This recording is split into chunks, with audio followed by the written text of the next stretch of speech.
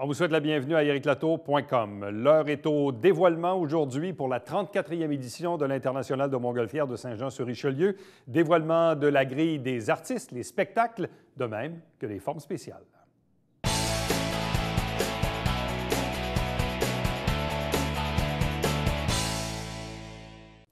Moment fort attendu à ce moment-ci de l'année, bien sûr, c'est le dévoilement de la programmation et des formes spéciales pour la prochaine édition de l'International de Montgolfière de Saint-Jean-sur-Richelieu, qui cette année se tient du 12 au 20 août 2017. Avec nous pour en parler, le directeur exécutif Benoît Lemay. Bonsoir et bienvenue. Salut Éric, merci. C'est un moment important parce que oui, c'est vrai, vous aviez déjà annoncé la venue de Wyclef Jean, mais bon, c'était comme une première, une pré-annonce.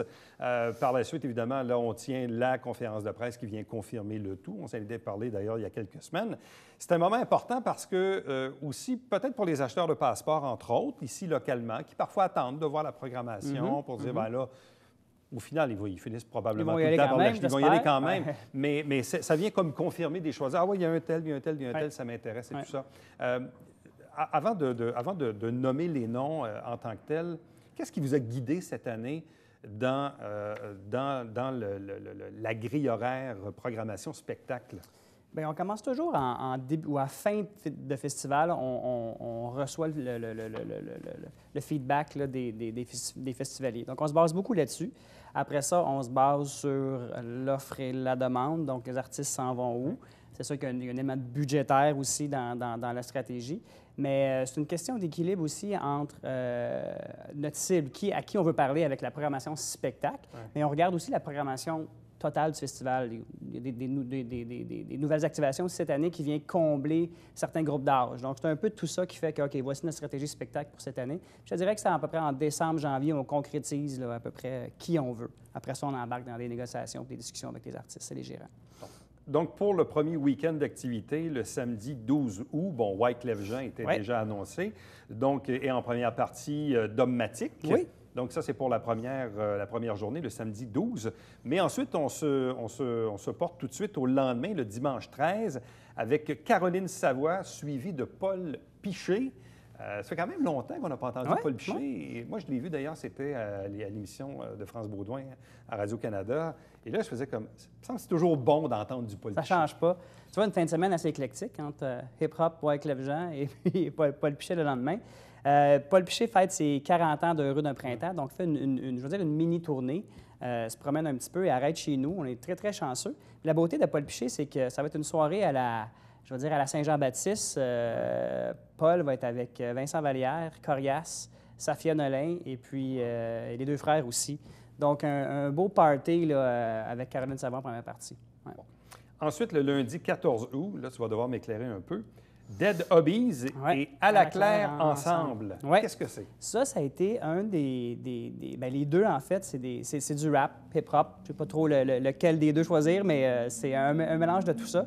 À la claire ensemble, c'est un regroupement de rappeurs québécois, montréalais même. Dead Hobbies aussi. C'est des groupes, je vous dirais, depuis le mois de septembre, surtout Dead Hobbies, là, on se fait demander Dead Hobbies, je vous dirais, plusieurs fois par semaine. Je t'avoue que personnellement, c'était pas un groupe que je connaissais tant que ça, mais après études et après études avec l'équipe, c'était un choix qui est devenu de plus en plus naturel. Bon. Le mardi 15 août, Geoffroy, suivi de Charlotte Cardin et Usher. D'ailleurs, Charlotte Cardin, honnêtement, pour moi, fait partie de ces jeunes artistes de la relève incontournables. Oui. C'est mon coup de cœur aussi. Ouais. Quand j'ai vu la liste, j'ai fait comme... Moi, c'est clair que ce soir-là, je vais rester. Oui, moi aussi. Moi, je vais être là quand même les 9 jours, mais, toi, tu vas être là les 9 mais le mardi, je vais tenter de regarder Mais ce soir-là, c'est clair que moi, je vais rester jusqu'à la fin parce que je veux l'entendre, je veux la voir. Je trouve que c'est une artiste intéressante. On a fait l'essai avec Charlotte l'an dernier. Ça n'a pas fonctionné pour plein de raisons que je ne me souviens même pas, mais jusqu'à la dernière minute, là, avant la conférence de presse, ça n'a pas fonctionné. Donc, on s'est essayé cette année. Charlotte voulait venir, c'est sûr qu'avec les tournées et d'autres engagements en Europe ici et là. Mais on a réussi tout récemment, je vous avoue, là, de mettre la main sur Charlotte. Moi aussi, c'est un peu la même chose, d'être en pleine ascension aussi. Tout ce qu'elle fait va bien, donc vraiment hâte là, de voir Charlotte. Et les autres artistes pour ce mardi? C'est Usher, au fait, c'est un duo qu'elle fait sur un de ses singles sur Big Boy. Là. Usher chante avec elle, donc Usher va suivre Charlotte, en fait. Et en premier, Geoffroy, c'est un autre artiste, je vais dire, de la relève, en pleine ascension, un peu dans le même genre que Charlotte. Donc, ça va faire une belle soirée. Le mercredi 16 août, La Chicane avec Baume Desjardins Exactement. et les deux frères. Et voilà. Le retour des deux frères. Je ne sais pas si ceux qui se souviennent de l'an dernier, les deux frères, le dernier dimanche. Pas le dernier dimanche, c'était un mardi ou mercredi, en tout cas. On n'a pas pu vraiment exploiter le spectacle des deux frères. Donc, de commun entente, immédiatement après l'édition passée, on s'est dit, on recommence l'année prochaine. Et puis, je pense que les festivaliers, ça, c'est d'autres choses qu'on se faisait demander beaucoup. S'il vous plaît, réessayez-vous avec les deux frères. Donc, Et La Chicane aussi, c'est un fort beau petit intéressant. mélange. Donc, le retour de la chicane, exactement. La chicane. Il n'y a plus de chicane dans la chicane. Il n'y a plus de chicane dans la chicane dans la cabane. Le jeudi 17, on est dans l'humour, d'une part, avec Rachid de Badouri, suivi d'Alex Nevsky. Oui, on mélange musique et humour. L'humour fonctionne. À chaque année, les humoristes sortent dans ce qu'on nous demande. Et puis Rachid, c'est un incontournable pour moi dans l'humour québécoise. A fait beaucoup en Europe dans les dernières années, donc on essaye de le revoir ici. Là. Bon. Vendredi 18 août, de Franklin Électrique et les Cowboys fringants. Oui. Donc, on imagine un peu la scène un peu rock, vendredi. Oui. Avec les Cowboys. Cowboys et Franklin Electric, ça aussi, ça va être une soirée, selon moi, qui va bouger pas mal. C'est les 20 ans des Cowboys cette année aussi, donc on espère avoir quelques surprises là, sur des reprises, là, des bonnes années. Encore des bonnes années pour eux autres, là, mais... Et le deuxième week-end, le samedi 19 août, Virginia to Vegas, Scott Hellman et La Voix. Oui, la soirée pop par excellence. On a du pop anglophone et du pop francophone avec La Voix. Donc, encore une fois, avec le succès de La Voix que tout le monde connaît, on se faisait beaucoup demander La Voix, les finalistes avec des coachs, des mentors. On ne sait pas précisément, on va annoncer d'autres surprises là, par rapport au spectacle de La Voix. On sait que c'est les 8 finalistes et on sait qu'il va y avoir des mentors et des coachs. Mais on va vous réserver quelques surprises pour je me rappelle au moment de la dernière diffusion, au dernier gala de La Voix, Charles Lafortune disait justement il y aura quelques spectacles présentés avec les 8 finalistes, exactement. Les mentors et tout ça. Donc, exactement. bref, donc ça, c'est le combo avec La Voix. Et puis, pour le dimanche 20 août, Ariane Brunet, qui est une artiste fort intéressante, qui gagne à découvrir. Et on est en humour avec Stéphane Rousseau. Voilà, spectacle de l'année 2016.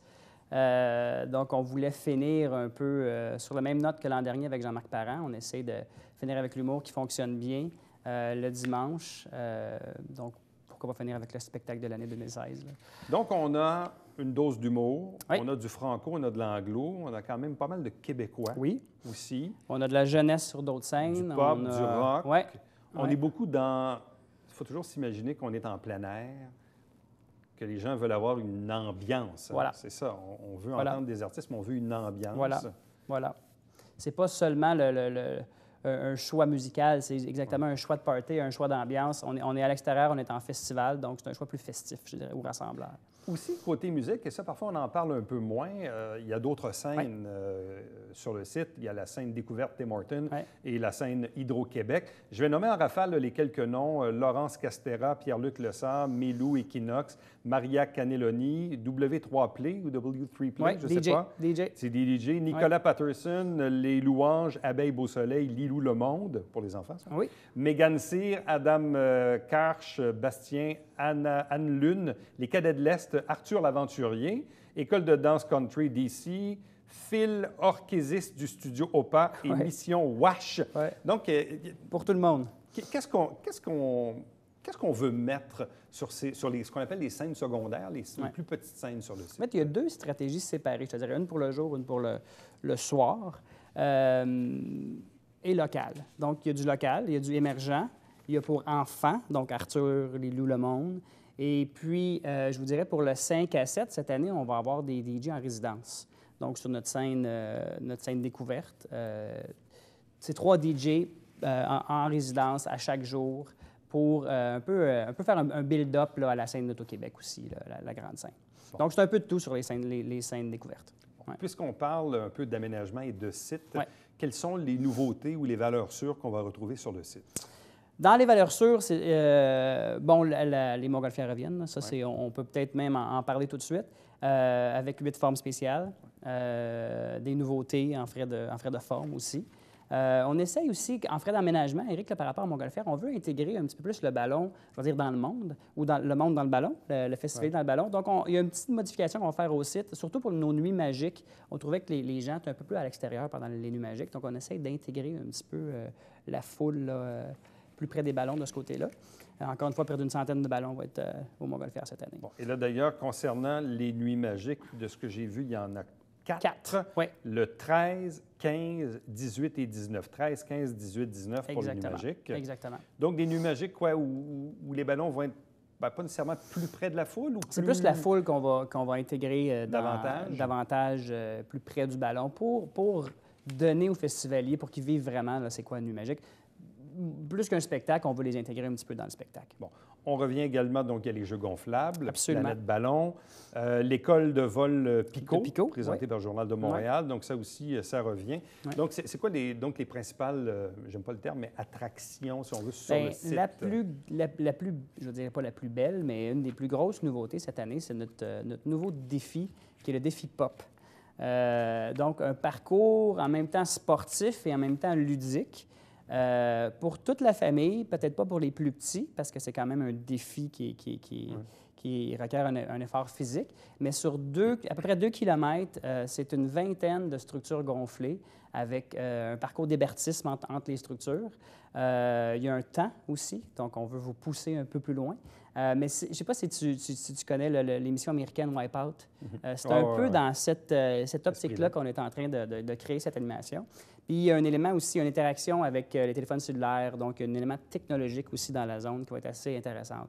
Donc ça, c'est une belle nouveauté, quand même d'ampleur. Elle vient combler là, un bon bout de notre site, là. Bon, tu faisais référence tantôt aux formes spéciales, oui. Donc on va les nommer.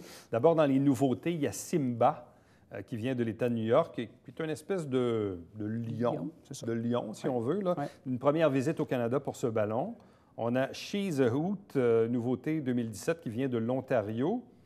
Un hibou. Une espèce de hibou rouge. Je regarde les photos en même temps. T'es bon, on parle le même langage. On a aussi une autre nouveauté, Armadillo, qui vient du Brésil, qui est en fait peut-être un ours. Ça ressemble à ça. Un ours avec un chapeau. Oui. Ça va? Oui, c'est bon. Et ensuite, on en a d'autres qui sont déjà venus. Bon, Pico, bien évidemment. Dingbat. On a Kermie, donc grenouille. On a aussi Once Curlkey. L'homme et la femme, mettons. L'homme et la femme, qui appartient d'ailleurs aux frères Vaillancourt. Oui. Et Once Wifki, donc l'homme et la femme. Ou mari et femme. Mari et femme, là, ballon, évidemment, qu'on avait déjà vu là, au début des années 2000, qui appartiennent maintenant à Jacob et Richard. En fait, qui sont pilotés par Jacob et Richard Vaillancourt. Exactement. Donc ça, c'est pour les spectacles, scènes secondaires, les formes spéciales, les différentes attractions sur le site, les manèges de Beauce-Carnaval. Les manèges de Beauce-Carnaval, l'offre alimentaire revient aussi. Notre zone food truck va prendre un peu d'expansion en frais d'espace il y avait quoi? Il y avait 8 camions? 8 camions. En termes de camions, c'est pas mal la même chose, mais on va prendre un petit peu plus de place pour espérer avoir plus de place pour s'asseoir aussi, parce que l'an dernier, la zone food truck était bondée de monde, donc on veut la bonifier en frais de look aussi, là. Bon. À partir d'aujourd'hui, à partir du moment où vous dévoilez tous ces détails-là, on est fin mai, presque début juin, début du mois de juin, ça vient bientôt. Quelles sont vos stratégies maintenant en matière de communication et de marketing à partir de maintenant? Bien, écoute, c'est sûr que là, de faire voyager cette programmation-là, pour s'assurer que tout le Québec l'a entendu. On a des campagnes qui partent aussi aux États-Unis là, dans les prochaines semaines où on fait parler de la région, mais parler du festival. Donc, il y a des stratégies qui sont assez ciblées, une stratégie plus locale, des stratégies aux États-Unis avec surtout Wyclef Jean et la programmation Montgolfière. Donc, voilà, c'est de s'assurer que le mot se passe le plus possible à travers le Québec. Bon, comment se porte jusqu'à présent la vente des passeports? Parce que déjà, maintenant, les gens peuvent les acheter en ligne. Absolument. Depuis quelques semaines Le passeport régulier, le passeport intégré est en vente depuis quelques mois. Et puis, le passeport intégré était censé se finir aujourd'hui à la conférence de presse. Par contre, on l'extensionne jusqu'au 4 juin. Jusqu'au 4 juin. Et en quoi est-il plus avantageux, le passeport intégré, et pourquoi c'est plus avantageux de l'acheter maintenant? L'offre est majorée. Donc, les prix augmentent par rapport à toute notre billetterie depuis quelques années. C'est le plus tôt que tu achètes, eh bien, le moins cher que ça coûte. Par contre, le passeport intégré versus le passeport régulier intégré, ça inclut le stationnement et les manèges de Beauce-Carnaval. Donc maintenant, avec la programmation, le festivalier peut comprendre ce qu'il achète avec la programmation spectacle surtout, et puis faire l'achat du passeport intégré jusqu'au 4 juin. Et après le 4 juin, est-ce qu'on peut quand même acheter un passeport qui inclut le stationnement et les manèges? Non, ça, seulement terminé. Le passeport régulier. Oui, exactement. Seulement le passeport régulier. Exactement. Donc ça, c'est drôlement avantageux. Absolument. Parce que quelqu'un qui veut bénéficier du stationnement VIP, c'est ça? Non, stationnement régulier. Oui. Pardon. Donc stationnement, mais disons surtout les manèges. Oui. Ça peut être drôlement avantageux. C'est une économie, dépendamment à quel moment on la jette, mais jusqu'à 50 si on achetait les 3 séparés. Donc, c'est très avantageux d'acheter le passeport intégré le plus vite possible. Souvent, le comportement de l'humain, en général, c'est que des fois, on attend la dernière minute pour dire « Ah, c'est vrai, le festival commence la semaine prochaine, il faudrait que j'achète mon passeport. Ouais. » Est-ce que les gens prennent l'habitude d'acheter à l'avance? De plus en plus. Oui. De plus. Ça fait 2 ans qu'on regarde l'évolution de la billetterie. Et c'est sûr, quand on annonce des artistes, bon, bien, il y a une augmentation dans l'achat. Il y a beaucoup de gens qui attendent la conférence de presse, bien évidemment. Exactement, bien évidemment. Mais de plus en plus, les gens achètent en ligne plus tôt. Les locaux attendaient plus souvent qu'autrement l'ouverture des points de vente. Maintenant, le réflexe, je pense, normal, humain, est plus commun d'aller acheter en ligne. Donc, c'est plus naturel aussi de ce côté-là. Donc, les gens peuvent acheter leur passeport dès maintenant, mais passeport intégré, celui qui inclut le stationnement et les manèges, se termine le 4 juin. Donc, c'est très bientôt. L'entièreté de notre billetterie est ouverte à partir d'aujourd'hui, en fait. À partir d'aujourd'hui. Oui, donc les billets uniques aussi. Bon. Ouais. Parlons des partenaires et des commanditaires. Puis c'est drôle à dire, mais je sais que pour un organisateur d'événements, c'est fort important parce que c'est du financement que vous allez chercher. Je regarde d'ailleurs au bas de votre communiqué les principaux partenaires. Bon, l'Auto-Québec, Tim Hortons, la SAQ, Chevrolet, TVA, Journal de Montréal, Énergie 94.3, Virgin 96, la Ville de Saint-Jean-sur-Richelieu, les gouvernements du Québec et du Canada. Peut-être nous parler de l'importance de ces partenaires-là. Sans les partenaires, le festival n'existe pas. Ça, c'est une chose qui est claire et évidente pour moi, en tout cas. Nos partenaires nous aident non seulement financièrement, mais nous aident aussi à bâtir des zones d'activation. On travaille avec nos partenaires pour comprendre leurs besoins en marketing, mais aussi leurs besoins sur notre site. Donc, c'est nos partenaires, bien sûr, avec une vision du festival, qui créent un peu ce festival-là, qui nous aident dans le changement aussi. À chaque année, il faut évoluer, il faut se différencier. Et c'est avec les partenaires et l'investissement en temps et en argent des partenaires qui fait qu'on peut avancer dans le temps aussi. Là. Bon, je sais que quand on s'est vu la dernière fois, on disait, bien, au Québec, il y a quand même beaucoup d'événements. Les budgets marketing sont maintenant ventilés différemment. Oui. En plus, cette année, il y a le 375 à Montréal. Absolument. Qui est comme un joueur de plus. On ne le dit pas trop fort, mais on le sait. C'est ça la réalité. Oui. Avez-vous senti que c'était plus difficile cette année? Oui, totalement. Je pense que la pointe de tarte ou la tarte est plus grande. Il faut se battre encore plus fort. La bonne nouvelle pour notre festival, c'est notre notoriété et le produit qu'on livre et aussi qu'on parle à la famille. Je pense que si on se compare à d'autres événements, il y en a d'autres, on n'est pas les seuls, mais si on se compare à la majorité des événements, les cibles sont assez précises, ados, enfants, adultes. Par contre, nous, on parle à la famille. On a une offre aussi qui est très, très familiale. Donc, c'est sûr qu'on a cet avantage-là au niveau de la négociation des commanditaires, mais effectivement, c'est de plus en plus difficile de ce côté-là. Bon. Ouais. Oui, c'est vrai, depuis 2-3 ans, la météo n'était pas particulièrement favorable. Ça, évidemment, on n'est plus rien. On n'a aucun contrôle là-dessus. Comment, vous et votre équipe, arrivez-vous à jauger cette espèce d'élément un peu incontrôlable? C'est sûr qu'il y a des stratégies de commercialisation où on annonce plus tôt. Cette année, une conférence de presse, c'est quelques semaines plus tôt. On veut que les gens se commettent plus tôt aussi dans leur prise de décision pour l'achat des billets. Donc, pas attendre 2 jours avant pour dire « va-tu pleuvoir ». Ça nous aide beaucoup. Je pense que l'année passée et cette année, on voit déjà un résultat là, qui est plus tangible. Sinon, Éric, c'est sur 9 jours le festival. Fait que c'est sûr que pour nous, l'année passée, c'est sûr qu'on parle de la pluie, puis c'est sûr qu'il y a eu un impact. Je ne nie pas cet impact-là, mais les détenteurs de passeport ont quand même eu le temps, je vais dire ça comme ça, d'apprécier le festival. C'est sûr qu'ils sont venus à des journées qui faisaient beau. Donc, je pense que sur 9 jours, on peut quand même offrir quelque chose de bien. Là. Quelle est l'importance pour les gens d'ici d'être des ambassadeurs de ce festival? Et j'ajouterais aussi, de revenir au festival? Parce qu'il y a bien des gens qui sont déjà allés il y a 5, 10 ans, 20 ans même, puis qui disent « Ah, ben je suis allé une couple d'années, c'était bien plaisant, mais bon, je l'ai déjà vu, pas besoin d'y retourner, les ballons, je les vois passer de toute façon. » Qu'est-ce que vous répondez à ces gens-là? En quoi c'est important que les gens de chez nous, oui, achètent des passeports, mais viennent sur le site? Bien, écoute, j'ai cette discussion-là, je te dirais 2-3 fois par semaine quand je vais à l'épicerie ou quand je vais au restaurant. Et la réponse n'est pas compliquée. Premièrement, c'est d'expliquer l'importance du festival dans la région. C'est débattable, bon. Mais je parle pour moi, et pas en tant que gestionnaire, je dis plus en tant que Joannais, l'importance du festival dans la région pour plein de raisons. Oui, les retombées économiques, les emplois, le bénévolat, juste le sentiment d'appartenance. Quand tu travailles au festival, tu le vois. Tu vois les gens qui sont impliqués. C'est quelque chose qu'il ne faut pas perdre. Donc ça, c'est sûr que le speech de retombées économiques et de dire l'importance pour la région est là. Je le dis souvent et je le crois. Après ça, de devenir ambassadeur, souvent, j'entends « Bien, moi, ça fait quelques années que je ne suis pas allé, mes enfants ont vieilli. » Mais j'ai la réponse un petit peu pour chaque groupe d'âge de dire « T'es-tu venu l'année passée? » Et souvent, la réponse, c'est « Je ne suis pas allé, ça fait quelques années. Viens voir. » Il y a eu du changement. La programmation est bonne pour tout le monde. Il y a des activités de jour, des activités de soir. Les envolées, on a fait des changements. Les formes spéciales sont nouvelles. On a une nouvelle course cette année. Quand j'ai du temps one-on-one comme ça, je pense que les gens comprennent que les choses changent. Étant Joannais moi-même, ça fait quelques années, 34 ans à peu près que je viens au festival, j'avais le même réflexe avant de travailler au festival de dire « Je suis allé il y a 2 ans, la programmation m'intéresse, je vais peut-être avoir un spectacle ou 2. Finalement, tu n'y vas pas. » C'est d'y aller, c'est de le voir. C'est d'encourager la région, oui, mais 2, vous allez trouver votre compte aussi, là.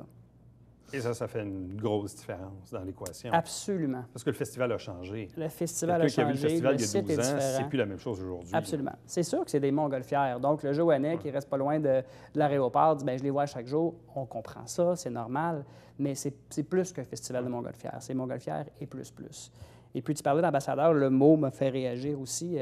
On a lancé ici même le programme des ambassadeurs. Bien, je vous dirais qu'il y a eu un succès là, à date. C'est un début, mais une quinzaine d'ambassadeurs. Avec les gens d'affaires de la exactement, région, les gens d'affaires de la région. Une quinzaine d'ambassadeurs déjà commis, donc ça augure bien de ce côté-là aussi. Et la conversation est un peu de la même que le festivalier, de dire êtes-vous intéressé? Oui, à quel niveau? Et puis, il embarque avec nous comme ambassadeur. Avez-vous encore des besoins d'employés ou de bénévoles? Oui, et il reste quelques postes à combler pour l'été. Sur montgolfières.com, on les retrouve en communication, en aménagement, un peu dans tous les secteurs. Et puis, des bénévolats aussi, surtout à Montgolfières. Il reste des places là, pour la poursuite. Ça, c'est autre chose que je dis. Les gens qui veulent s'impliquer ne savent pas trop comment. Venez nous aider.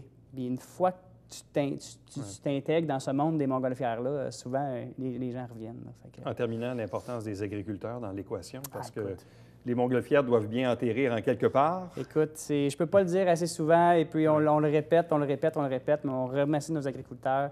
La raison pourquoi Saint-Jean est la ville parfaite pour un festival comme le nôtre, c'est puisqu'on peut voler 360 degrés, donc c'est à cause de nos agriculteurs et les terrains qu'on a.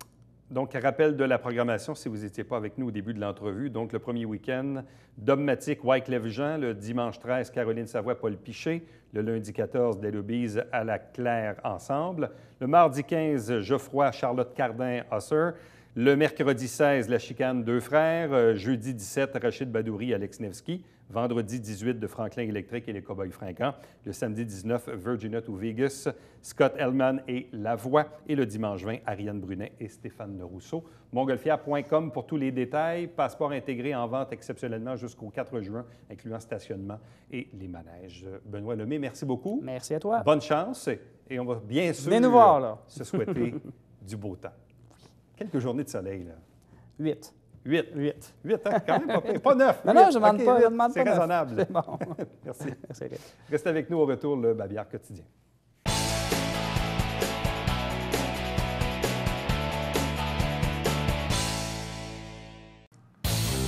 Salut, ici Alexandre Baudouin. Et François Trépanier. François, pour cette 300e de Sport Express, Wow. entre autres, on parle du fonds Claude Raymond. Oui, avec Claude Raymond et Marc Labbé et toi des Pirates. Avec François Lafrenière, ne manquez pas ça.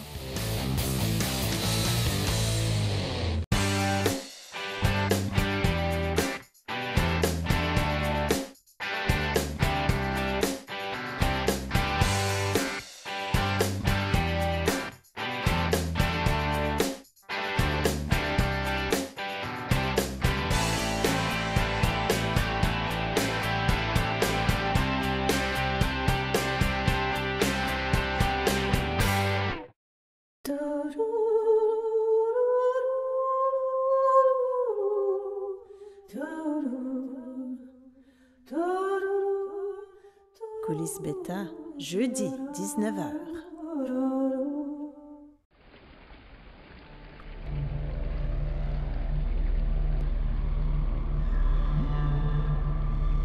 Télévision du Haut-Richelieu.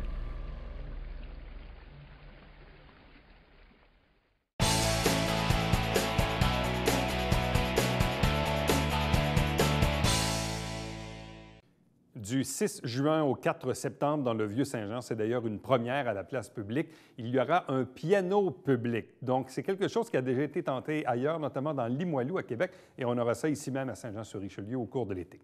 Parlant de Saint-Jean-sur-Richelieu, chaque semaine, on vous présente des extraits des travaux du conseil municipal. Vous avez la grille horaire de l'émission, évidemment, au bas de l'écran. Et ne manquez pas, bien sûr, le Télébingo, tous les dimanches matin, 9h30 en direct, avec 3 500 $ en prix. À demain. Bye-bye.